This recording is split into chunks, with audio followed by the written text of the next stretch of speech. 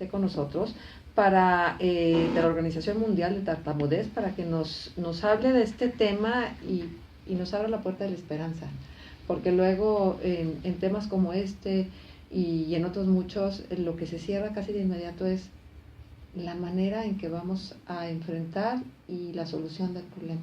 Pero qué gusto tenerte aquí. Buenos días, Marce. Muchas gracias por la invitación otra vez. Es un honor estar en este espacio.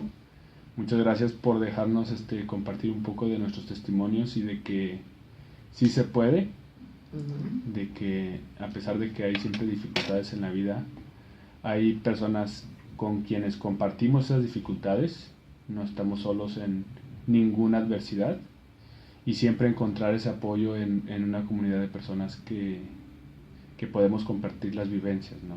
Claro, que hablan el mismo lenguaje, que hay una posibilidad de ser más empáticos. Porque cuando tú no tienes el problema, cualquiera que este sea, ves las cosas de una manera distinta.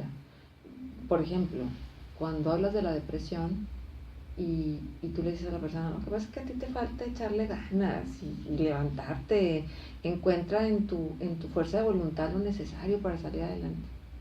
Es que estamos siendo insensibles, es que realmente no sabemos todo el proceso doloroso que significa una depresión. Y me parece que con la tartamudez y con otro tipo de problemas es exactamente lo mismo, ¿sí? Habla bien, o sea, ¿qué te cuesta hablar bien?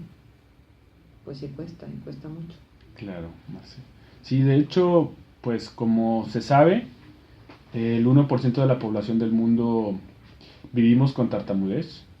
No es una enfermedad, no es una enfermedad, no estamos defectuosos. Simplemente es una falta de sincronización en nuestro aparato de comunicación, que el aparato de comunicación pues es bastante complejo, ¿no? Interviene nuestra respiración, interviene nuestro sistema nervioso. Una persona que no tartamudea, si está en una situación de mucho estrés o está en una situación que lo ponen a prueba, sí puede tartamudear.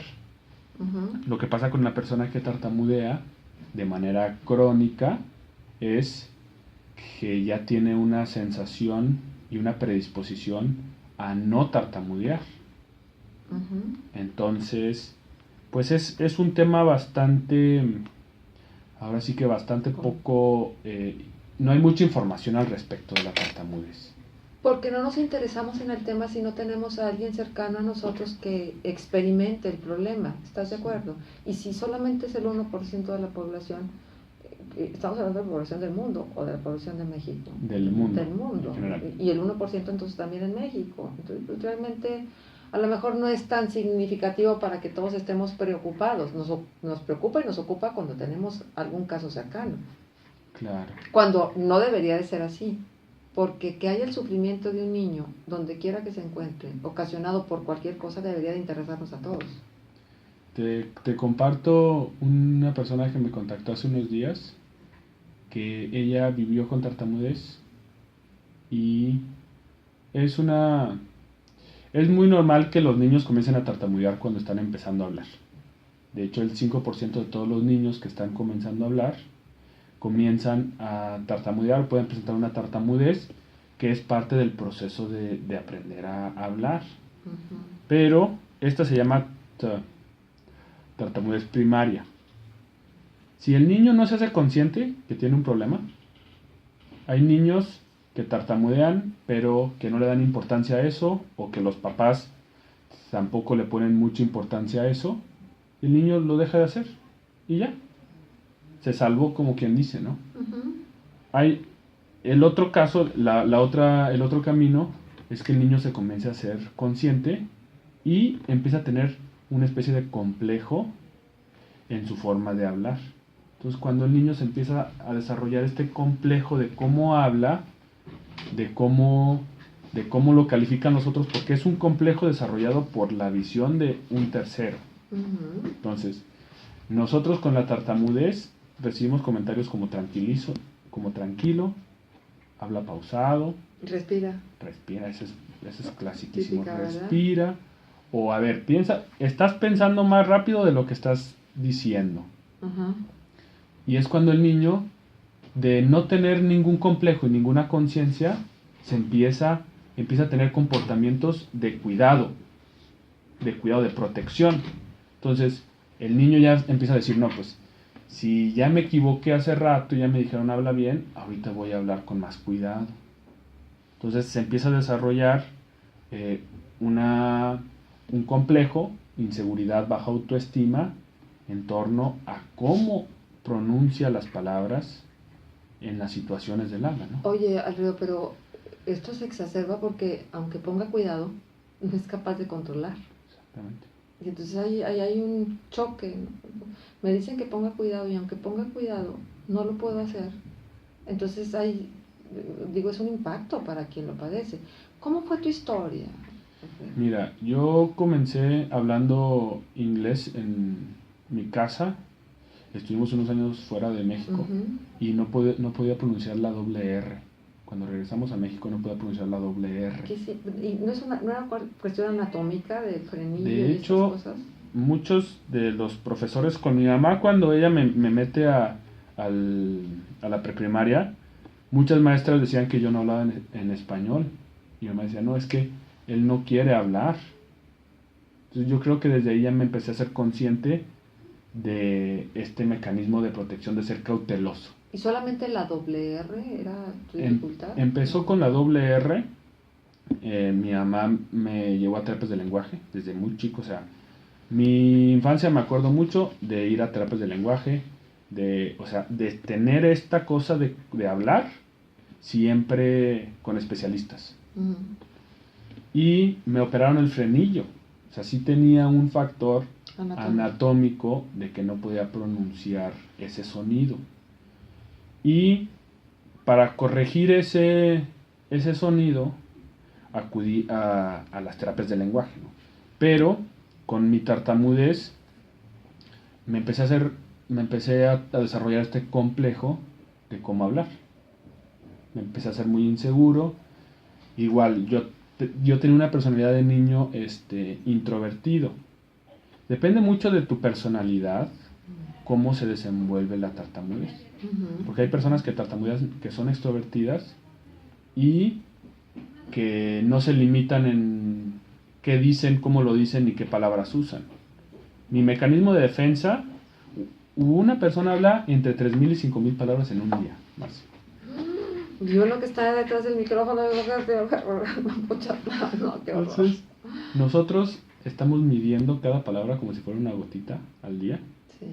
Y mi mecanismo de todos los días era analizar mis conversaciones.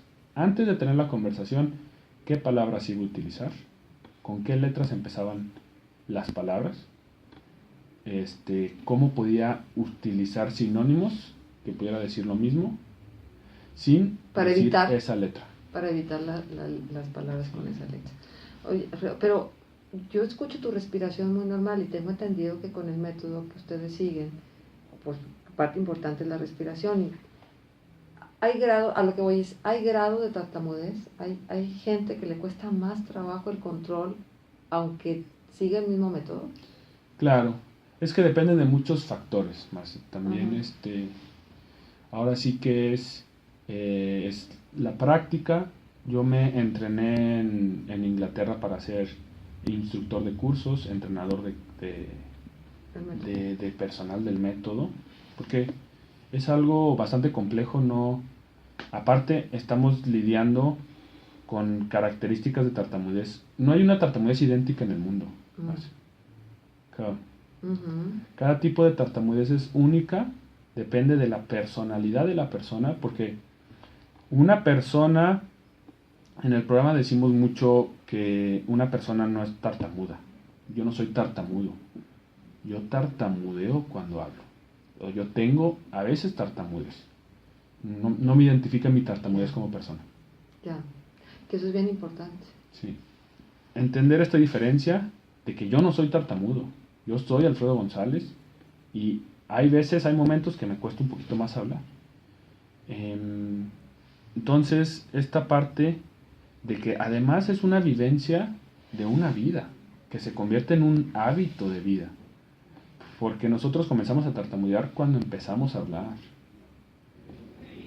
Hay momentos donde tenemos más fluidez que otras, pero nuestra experiencia de vida es con tartamudez, desde que comenzamos a hablar. Entonces, no es fácil como borrar el chip y volverlas. Yo me preguntaba, si yo fuera con un hipnótico, si alguien me hipnotizara y me dijera, Alfredo, olvídate que has tartamudeado.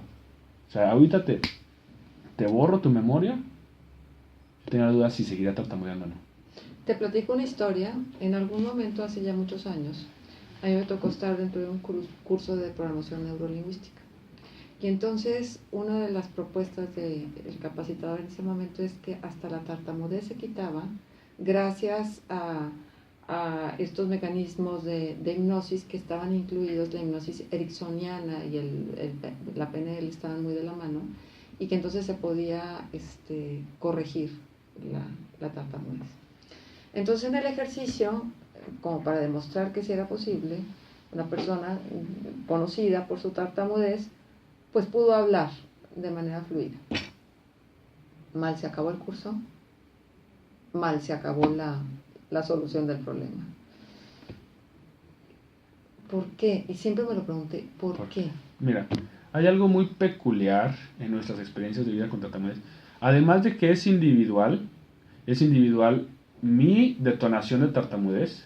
O sea, a mí se me detonó. Hay personas que se les detona más por aspectos más físicos. A mí se me detonó más como un aspecto psicológico, un conflicto más psicológico de que no podía pronunciar una letra. Me empecé a ser muy consciente, me empecé a ser muy retenido. Uh-huh.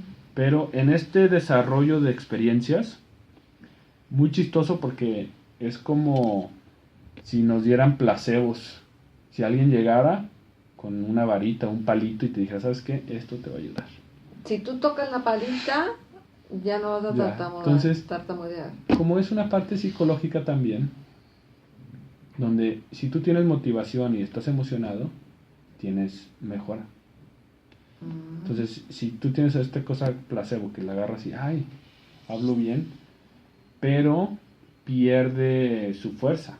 En algún momento regresas a tus comportamientos y hábitos, porque son hábitos, comportamientos muy arraigados. Son creencias también que tenemos muy arraigadas. Como te comentaba el otro día, me contactó una persona de México y muy preocupada, muy angustiada porque su hija a los 3 años ya está presentando tartamudez.